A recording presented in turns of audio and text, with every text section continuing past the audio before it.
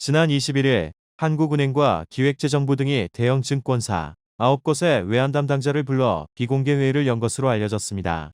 미국을 비롯한 해외 주식에 투자하는 서학개미가 최근 원달러 환율 급등의 배경으로 지목된 가운데 증권업계의 달러 조달 방식이 환율 상승을 부추기고 있다는 판단에서입니다. 외환 당국은 시장 개장 직후 달러를 대량 환전하는 증권업계의 관행에 환율을 급등시키고 있다고 보는 것으로 전해졌습니다. 각 증권사는 한동안 고객이 사고판 외화 거래를 밤새 통합해 계산한 뒤 정산할 때 필요한 모자란 금액만 다음날 외환시장 개장 직후 매수합니다. 이 때문에 정부는 장 초반에 대규모 달러 매수 주문이 발생해 환율을 밀어올린다고 주장합니다. 하지만 한국의 경제 규모를 고려해 봤을 때 개인 투자자들의 해외 투자로 환율이 급격히 상승할 수 있냐는 목소리도 나옵니다.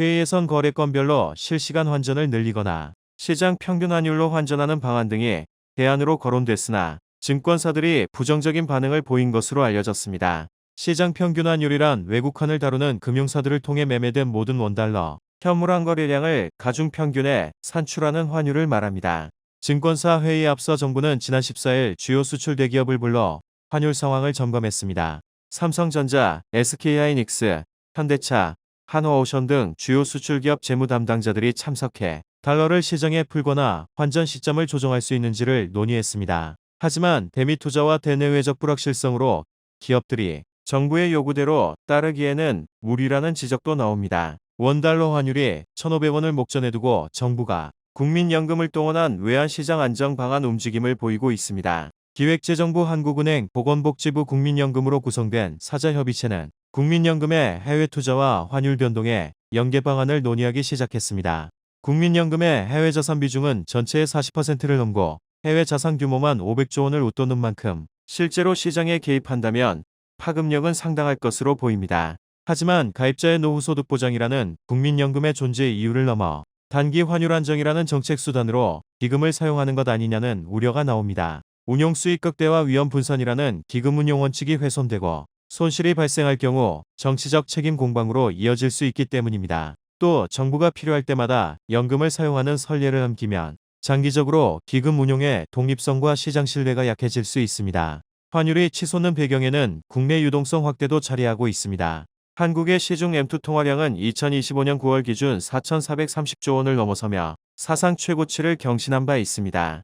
시중에 풀린 돈이 빠르게 늘어난 상황에서 미국의 고금리 장기화, 위험회피 심리 확대로 달러 강세가 이어지자 원화는 상대적으로 더 약해졌습니다. 이 때문에 환율 안정을 위해 국민연금을 내세우기보다는 통화 재정 정책의 일관성 회복과 외환 건전성 규제 정비, 중장기 성장 전략 제시가 우선이라고 지적이 나옵니다. 단기 처방에 그칠 수 있는 기금 동원보다 시장이 한국 경제의 펀더멘털을 신뢰하게 만드는 것이 고환율 고물가 악순환을 끊는 근본 해법이라는 겁니다. 지난달 원화의 실질 가치가 글로벌 금융위기 이후 최저로 하락했습니다. 이달에도 원달러 환율이 폭등한 만큼 국제교역에서 원화가 지닌 구매력도 추가 하락할 것으로 보입니다. 23일 한국은행에 따르면 한국의 실질 실효환율 지수는 올해 10월 말 기준 89.09로 한 달 전보다 1.44포인트 하락했습니다. 비상계엄 사태 여파로 불확실성이 커졌던 올해 3월 말에 89.29보다도 더 낮은 수준으로 금융위기 때인 2009년 8월 말 이후 16년 2개월 만에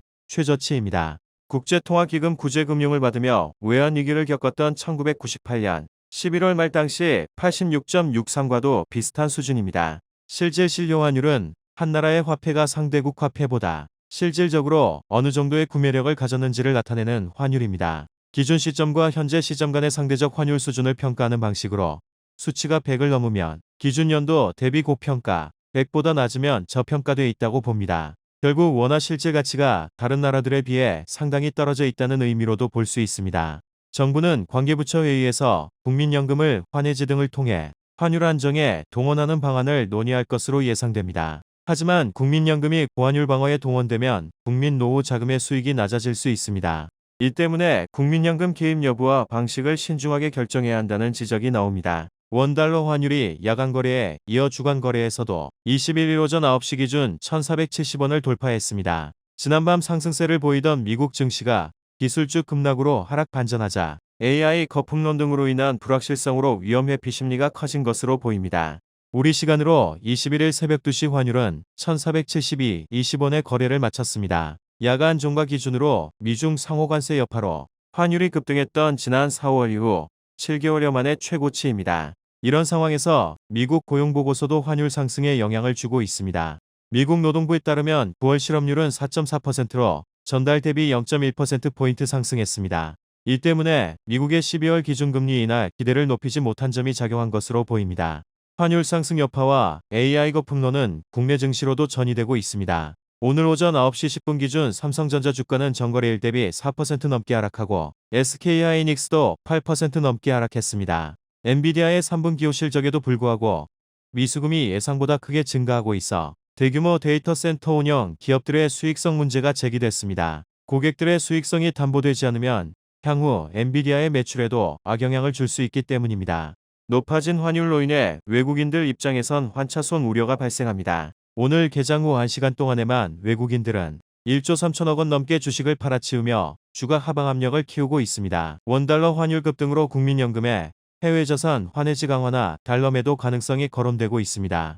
하지만 달러 강세 기조와 기업들의 대미 투자 부담으로 국민연금이 개입해도 상황이 나아지지 않을 거란 전망도 나옵니다. 지난 7일부터 오늘 18일 오전까지 환율은 1,450원대를 상회했는데 1,480원 수준까지 상승할 경우 국민연금의 전략적 환해지 조건으로 거론되고 있습니다. 국민연금은 전략적 환해지와 전술적 환해지를 통해 해외 자산의 최대 15%까지 환해지에 나설 수 있는 것으로 알려졌습니다.